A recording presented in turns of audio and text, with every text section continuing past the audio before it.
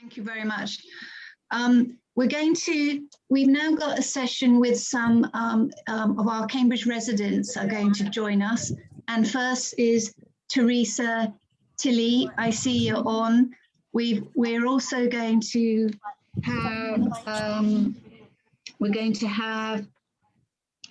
John Gaskell, Martin Keegan and Paul Colbert. But Teresa's has got something to go on to, so she's going to tell us about what her experience here in Cambridge or South Cambs in this area. And thank you, Teresa, for joining us. I can see you there. Do you want to tell us what you've experienced so that we can understand? Thank you. Yeah, no problem. Our management agents commissioned a facade report, and then they issued a second report, which was an external facade report. They found the copper cladding was satisfactory. However, the oak beams and the balconies, which are a key design feature of the building, was considered unsafe, and they were recommending their removal. The development's 16 years old, and it received the Sterling Prize. It's also in a conservation area, and it's expected to be listed. It's in Cambridge by not far on the Accordia site, not far from the Cambridge station. There's a large number of apartments in the development, and they've got the same oak beams and balconies as we have, and the recommendations would significantly change the appearance of the whole development. And it's questionable whether it's necessary. The report is really generic. Whilst the inspection was carried out, it lacks detail. It's factually incorrect. It's saying the oak beams are structural where they're not. If the building was, if the balconies were to collapse, it would have no impact on the actual building itself. They were originally graded in the first report as A2, which would have passed. And then 12 months later, with no re-inspection, they downgraded them to B2. They've just listed them as wood, whereas they're oak. They're significantly larger than the building regulations required. And they reckon that they would char. Oh, we've investigated, and they seem to think that they would char at 35 millimetres per hour. They're 290 millimetres. And therefore we've got about 8 hours to evacuate the building. It's only 14 metres. There's 9 flats and 16 residents. And there's no fire escape by the balcony, and the stairway is the opposite end of the building. So there's absolutely no problem with people being able to get out. We've consulted a chartered engineer who's also a member of the Institute of Fire Engineers, and he was suggesting that there's serious misgivings about a number of aspects of the report and its recommendations. The concern we have is that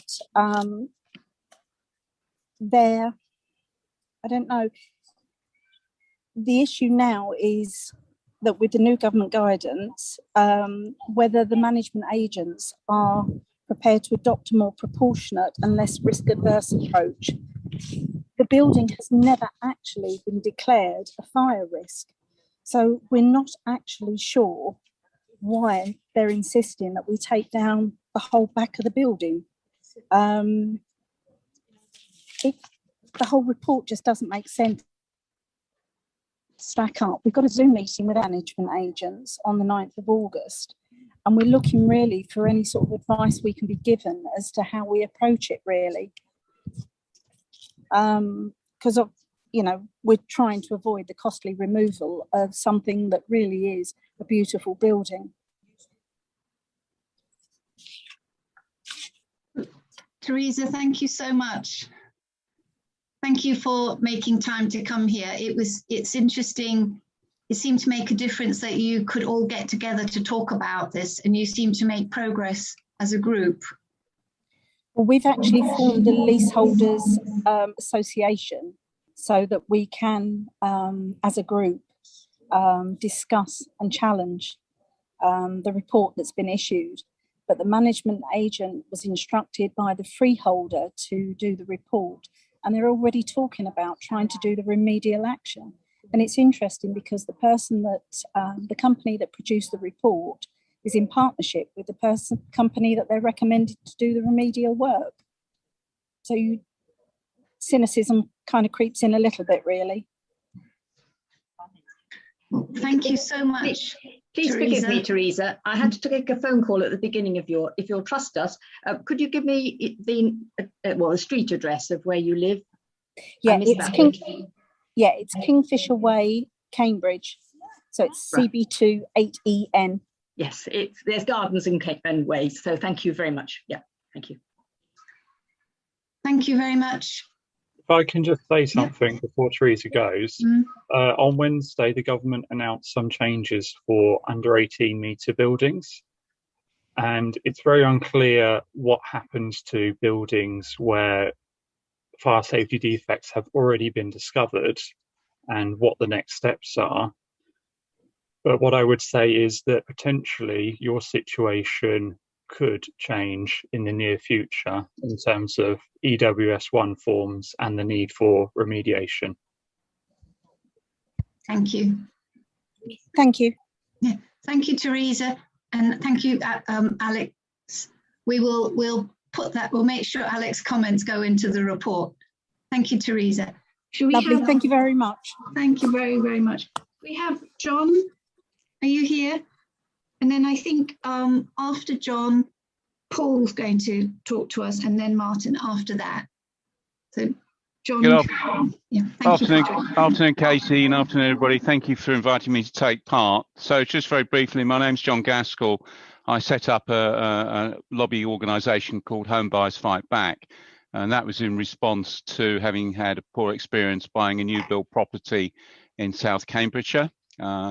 And it was a sort of a chalked cheese experience, if you like, is that my wife and I sold an old grade 2 listed barn that had been built, 250 years ago, where we'd lived for 17 years with no issues, and specifically chose to buy a property from the development arm of a prominent local charity, Housing Society, in just outside Cambridge. And indeed, I think the development was effectively endorsed by South Cambridge District Council. So before I moved in, I had a snagging survey done, and that identified about 110 defects, snags and defects, which, to be fair, majority of them were of a relatively minor nature. But I think that kind of indicated that there'd been some systemic shoddy workmanship. So to be fair to the developer, before completing contracts, they agreed to put most of those things right.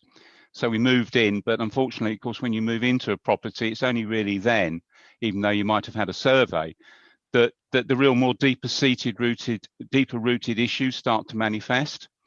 So after a period of a few months, we found that, for example, the reason that part of the house was what we called the Arctic zone was because they hadn't even installed some of the pipe work for the underfloor heating. There were components that had been missed out from the underfloor heating. So we sat down in our cold room, decided at least we could put our new television on. That didn't work because they hadn't finished the TV infrastructure. We then found that the floor coverings that had been fitted were unsuitable for underfloor heating. The toilets didn't work properly. They wouldn't flush. The toilet seat fell off.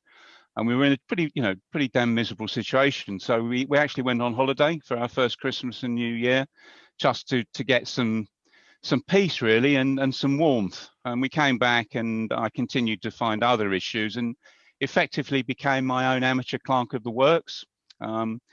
So I had a meeting with the CEO of said developer, who promised that they'd stand behind the integrity of the property.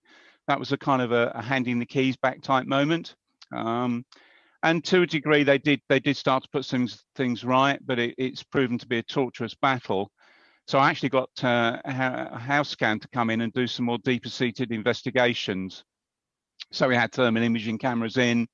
I then found that there was breach of disability access regulations. So the front of the property and the downstairs WC didn't comply with basic disability access rights. I found that some of my paving slabs were cracking on the outside pavement. So I dug some of the pavement up, did some excavations in the garden, found that the pavement and patio hadn't been laid properly. And actually, as it happens, the builders are here at the moment. I've asked them to stop digging so that we don't get the noise. They're having to dig up the entirety of all my paving, taking up some of the driveway. Found that the surface water drainage problems that emerged had been caused because the builder had built the garage 100 metres lower than it should have been. And I've now employed an expert witness to come in and do some further investigations to find, for example, that the garage appears to be structurally suspect. I'm currently in consultations with the developer after having threatened legal action. I set up a crowd justice fund, actually called Crowd Justice, to help raise some legal funds to help me with this. And eventually we now seem to be getting some progress on this, but after a really very torturous struggle. And what I've learned from this is a number of things, is that firstly, the legislation and access to redress is massively stacked against home buyers. So for example, some of the things that we take for granted in terms of consumer legislation are excluded from land and property law. So my phrase is, you have more statutory protections when you buy a toaster or a computer than you do when you invest your life savings in your own home, and that's absolutely correct. I've also found out that warranties, of course, are full of small print and exclusions. And I started working with Oliver Colville, who was the former Tory MP who chaired the all-party parliamentary group investigating the problem in quality in new build. And around 2/3 of defects in new builds are actually excluded, apparently, on properties. And then, of course, we have the fact that trying to access justice on this is very difficult because the legislation is, one, stacked against you. Excuse me. Two, there is no ombudsman, and even when we have an ombudsman, I think it will be very limited in terms of what you can actually seek redress on. But ultimately, it's been a systemic failure of quality control, all the way from building control, which incidentally wasn't South Cambridgeshire Council. It was a private building control firm that clearly shouldn't have passed a lot of stuff. And we have, for example, the self-certification of plumbers. So it's a bit like asking somebody to mark their own exam paper. They're hardly going to give themselves an E or a fail. They're going to be an A double plus every time. So we've had systemic problems with toilets and heating systems. So to summarize all that, it's really a dysfunctional system. It's tailored towards market abuse and vested interest. I think that the contracting out is now showing the consequences of that. And I know that there's been a disenfranchisement progressively over the years of local councils. But I would say that local councils, I think, can do an awful lot more, notwithstanding that they do have legal constraints. There's nothing to say that they can't be doing more follow-up. And they should be checking up on developments subsequent to completion and during completion to see what's going on. And they should be asking home buyers what their experience has been. We have problems with the ecological plan because there's a retained freehold here as well. We've seen our costs escalate. So I've had to report this through to the Council Enforcement Office eventually because they're not complying with the planning permission. So to bring all that together, I think councils should be doing an awful lot more to actually check on what the experience of individuals are where they bought properties. This is a mixed development, so it's a mixture of freehold, shared ownership and affordable rent, and particularly where in essence the council is really endorsing that particular development through its association, then surely the council should be going in afterwards and checking up what the experience of home buyers has been. And I don't see that's happened at all. So I do think there's more councils can do, and I would put that at the feet of the councils to step up to the plate and do more. And we set up a residents association, which has clearly been massively important. But the final point, of course, is that we shouldn't undervalue or underestimate the human cost of this. Is that this has been nearly 2 years of my life. My wife is extremely depressed because of all this. And my reaction is well, I'm going to get really depressed, or I try and do something to fight back, which is what I've done. But this is a part-time job. I mean, I have to spend hours a week trying to just get essential things done. And, you know, when we've had the CEO refer to my issues as being in the national press and local press as being, quote, largely cosmetic or decorative, I hardly think that is reflective of a responsible CEO stepping up to the plate and accepting accountability. And that really would be, I think, my final comment. John, thank you so much. You've become an expert in this. And I think it's good that you're speaking out, and I'll certainly be in contact with you. But thank you so much for coming and telling us what you've had to go through, what you've been through. And I hope all those issues will be solved soon. But the whole process you've told us about is very interesting. So thank you very much. Thank you, Katie. Paul. Hi, Katie, thanks ever so much for setting this up. We've talked for quite a while about the problems that we faced here as a community. I've lived here for 3 years. I have to say I'm very happy now, I'm settled, but it has been an absolutely traumatic time with Barrett's, both individually and also for us as a community. When I started thinking about this last night, the feelings in the pit of my stomach came back. It brought back the anxiety and the feelings that we went through for a period of 2 years. It's a horror story, really, both of us as a community, as individuals, and I have photos and logging evidence and video evidence of everything I'll talk about.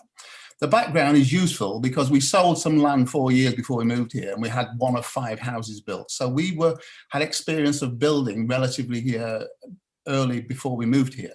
We had a local bespoke quality builder called Banner Homes. They were fantastic, really quality, but they were taken over mid-fit out by Carla, and then the quality went to pot. Carla were only interested in a quick finish. One of those neighbours was the managing director of David Wilson Homes, and I learned a lot from him. For example, when we were at our West Midlands home, we got through 3 MDs in 4 years. Here in Cambridge, we've got through 2 MDs in Cambridge in 3 years. The MDs evidently negotiate an exit contract. That's the most important bit for them. They're like footballers. They know they're going to get moved on. They don't stay very long, most of them.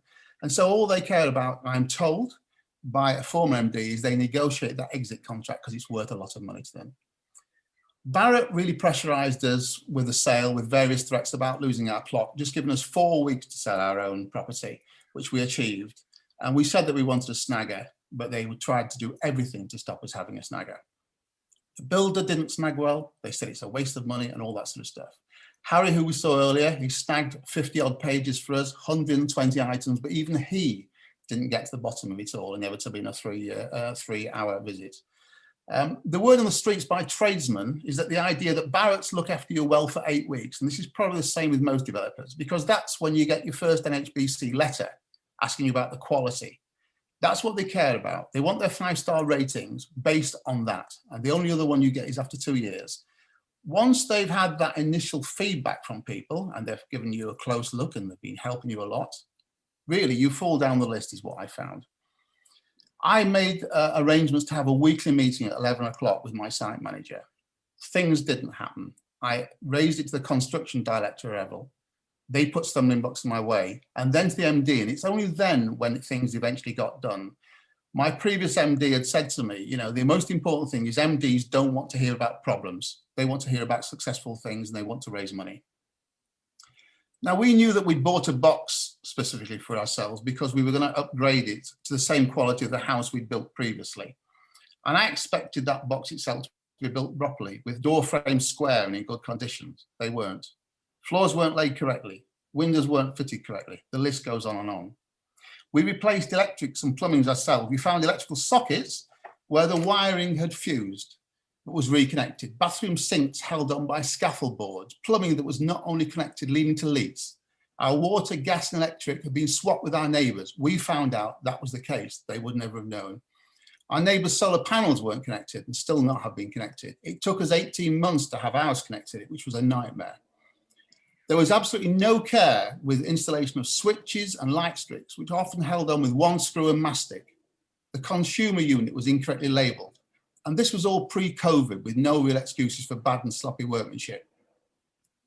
We still have friends here in similar positions, including our 90-year-old neighbour and others, that have been going through this problem for 3 years. The more affluent and educated ones are really pushing and trying to get to the bottom of this list. But you have to be serious and you have to push it. Now, we set up Trumpeter Meadows Delivering Action Group about a year ago because of these matters and more. We felt Barrett's weren't delivering for the community. Streets weren't being swept until we intervened. At least 10 dormer windows are faulty and solar panels incorrectly fitted. And we commissioned a tyres report from one of our local guys and pressurised Barrett's into trying to fix this. Over 100 balcony ceilings around here are having to be repaired. Over 80 trees were failing and needed replanting. Basic maintenance wasn't happening. and the local centre is not being cared for correctly as it should be. This shouldn't happen. We shouldn't have to change these things.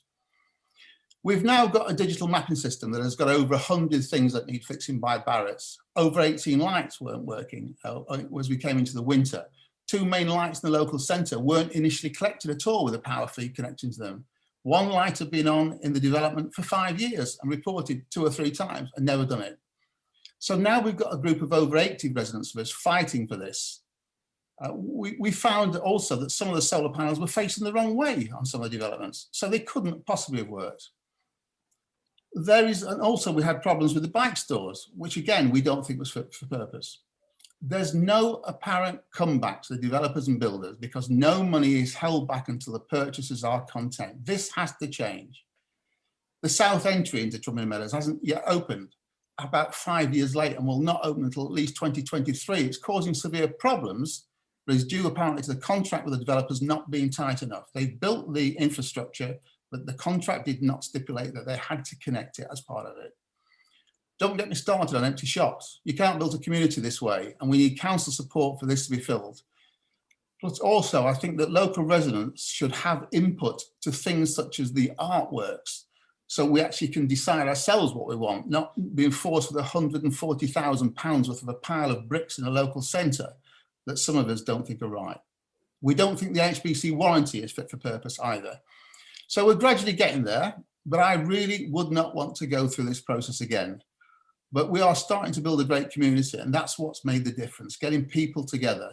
But this shouldn't be the case that we have to fight it. We're also trying to help the BPHA residents, who also we don't feel and they don't feel are being supported by BPHA themselves with their own problems and their own build quality. I think the only advantage we have here is that we're only dealing with one developer. We're only dealing with Barrett's, whereas in other parts of Trumpington, there are 2 or 3 developers, which make it even more difficult. But we've basically got residents together who are fighting their own causes, and we're now there together as a united team. We want enforcement of covenants, because at the moment, only Barrett can enforce those covenants, even though Trinity Estates, Encore and the BPHA are supposed to enforce them, but it's only Barrett's that can do it. That has to be changed. We're not asking for anything special. We just want developers and builders to deliver what they should in the first place, so that we don't have to battle as individuals. I think the main thing is that fighting as a group and setting up Trumping Meadows Delivering Action Group means that we can fight for those who don't necessarily have a voice. And although it is absolutely debilitating doing that, we are getting there. But this should not happen again. Paul, thank you so much. I've heard a bit about your story over the last few years, but I think you described it very well, and terrible. So we'll certainly, I think the councillors involved will certainly be listening to you. Yeah. So I think we're going to go to Martin Keegan now, please. Thank you. Hello, Martin Keegan. I'm on the board of Trumping Meadows Delivery and Action Group with Paul, but unlike Paul, I'm a leaseholder rather than a freeholder, and I'm in a flat. Please bear with me. I had a knock to the head a few days ago. I was engaging in active travel and suffered a sudden modal shift from bicycle into an ambulance. So as I said, I'm a leaseholder. And I wanted to give some concrete examples of the leasehold and freeholder abuses that I have either experienced directly or which I'm aware of through my role with the Southern Fringe Housing Accountability, which is dealing with the with these issues across the Southern Fringe rather than just in Trumping Meadows. So primarily, there is a complete inability to get managing agents to respond and react to issues that arise. They are right now mowing my lawn, in fact, but those are things they do proactively and charge us for, but they won't react to things that we report. So we've not been able to get parking enforcement done, except on a basis which would have violated their obligations under our leases. There have been problems with lighting, with mold, electrical problems, including in connection with the secure entry systems. We discovered that the insurance paperwork, which Martin Boyd was referring to, was not in order and one of the flats was not covered by the insurance according to the paperwork. I made a formal complaint about the lack of reaction to my messages and emails, and in the response to that formal complaint, which was completely inadequate, I received a copy of an email which they denied having received. So their record keeping internally appears to be chaotic as well. There have been also problems with some of the infrastructure that was installed and having to be reinstalled, such as a tree that's outside my flat has apparently been replanted 3 or 4 times as a result, allegedly, of having been improperly installed or cared for.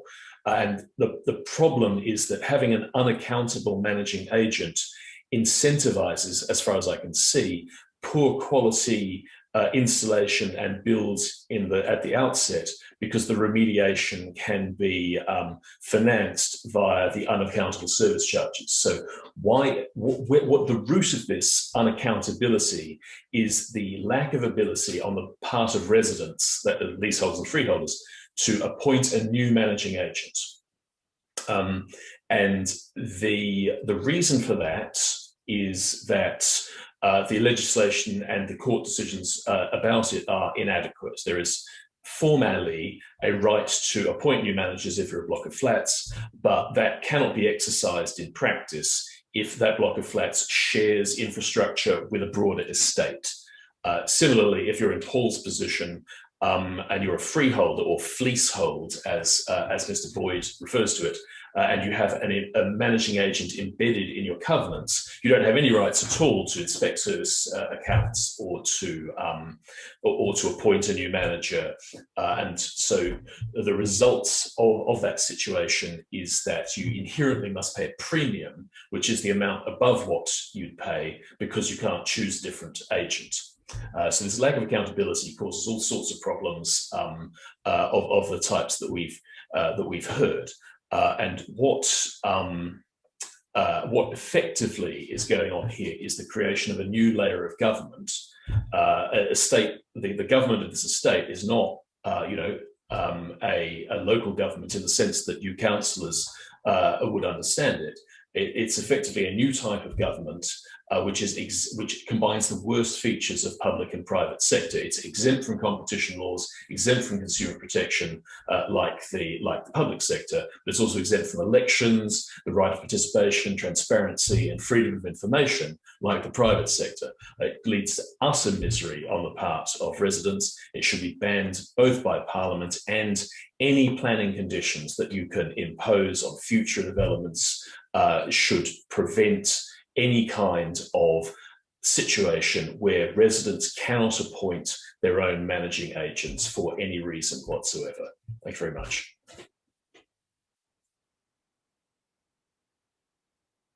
Thank you, Martin. I mean, talking to you you brought so many issues about leasehold and freehold abuses to my attention. So it's a very complex issue, but we are learning. We've got, thank you very much. I'm hoping Daniel Zeitner will be here soon, but would any councillors like to come in at this point to make comments or ask questions of the Sam, you've joined us. Do you want to say something? Yeah, so I'm very struck by how articulate and knowledgeable and confident all of the speakers in this section have been, and I know that those are necessary qualities to getting anywhere with this. And I really, feel for the comments about how much of a personal toll that it's taken, but I do thank you on behalf of the wider community for putting the effort and the hours in, and also endeavouring to help the people who do not have those same qualities of confidence or expertise to get progress on this. One of the things that you said that really resonates with stuff I've been thinking about is how this multi-tiered structure just provides so much wriggle room and so many hiding places for people to not do the things they're supposed to be doing, because everything is always somebody else's problem and always somebody else's responsibility. And it goes all the way down. So, you know, a tiny example, but one that really shocked me with the sort of temerity of it was a developer whose estate management company cut the grass and then thought it was okay to just dump the grass clippings on the footpath on the boundary of the development, and seemed utterly shocked that anyone should push back on that, and said that that was completely fine, and they'd been told that was completely fine and it wasn't in their contract to take the clippings away. How can anyone at any tier in this structure think that that kind of attitude is acceptable? So there is something fundamentally rotten in an industry that gives people the impression that they can retain their contracts when they behave like that.